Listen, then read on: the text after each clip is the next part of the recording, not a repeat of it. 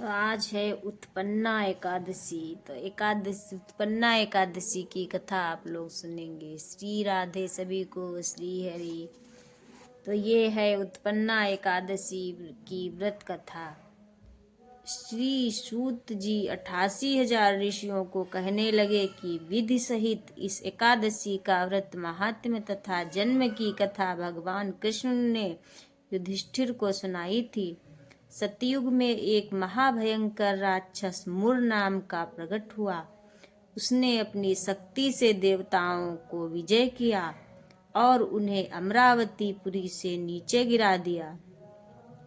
वे बेचारे मृत्युलोक की गुफाओं में निवास करने लगे और कैलाशपति की शरण में जाकर दैत्य के अत्याचारों का तथा अपने महान दुख का वर्णन किया।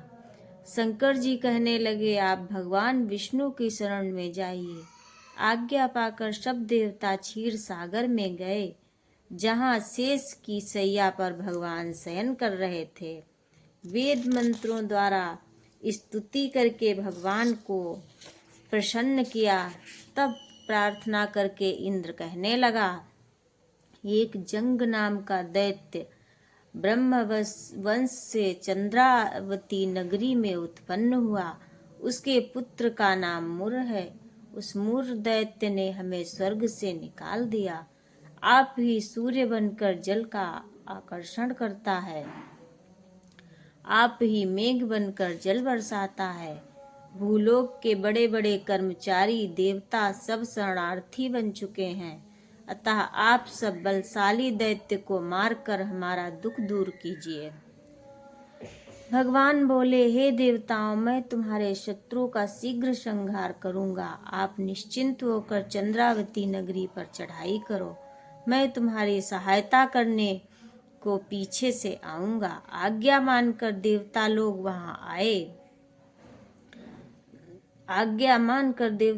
वहां आए, जहां युद्ध भूमि से मुर दैत्य गरज रहा था। युद्ध प्रारंभ हुआ, परंतु मुर के सामने देवता घड़ी भर न ठहर सके। भगवान विष्णु जी भी आ पहुंचे। सुदर्शन चक्र को आज्ञा दी, शत्रुओं का संहार करो। चक्र ने चारों ओर सफाई कर दी। एक मुर दैत्य का सिर न काट सका और न गदा उसकी गर्दन तोड़ सकी। भगवान ने सारंग धनुष हाथ में लिया। बाणों द्वारा युद्ध प्रारंभ हुआ, परंतु शत्रु को मार न सके। अंत में कुश्ती करने लगे।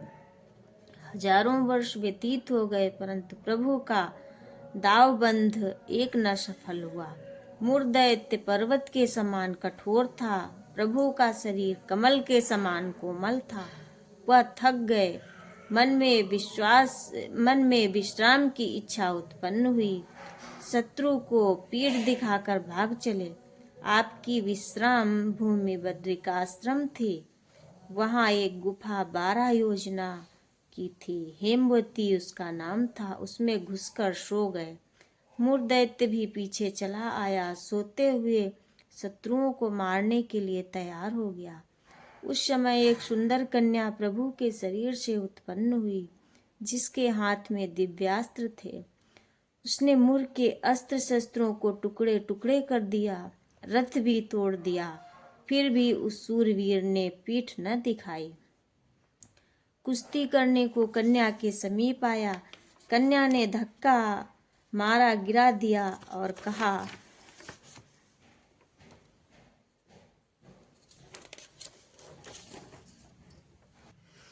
कहा मल्ल युद्ध का फल है। जब उठा तो उसका सिर काट कर कहा कि यह हठ योग का फल है।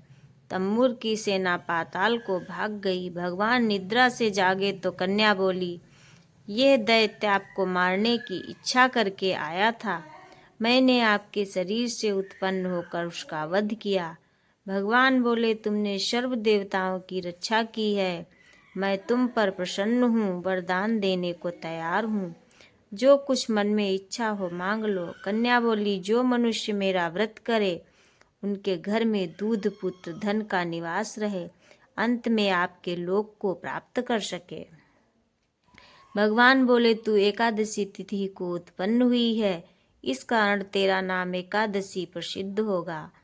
जो श्रद्धा भक्ति से तेरा व्रत करेंगे उनको सब तीर्थों के स्नान का फल मिलेगा, अर्थात मन शुद्ध हो जाएगा, अंत में परम धाम को प्राप्त होंगे। घोर पापों से उद्धार करने वाला तेरा व्रत होगा। ऐसा कहकर भगवान अंतर ध्यान हो गए। पतित पावनी विश्व तारिणी का जन्म मार्गशीर्ष मास के कृष्ण पक्ष में हुआ है, इस कारण इसका नाम उत्पन्ना प्रसिद्ध है। राधे राधे, श्री हरि।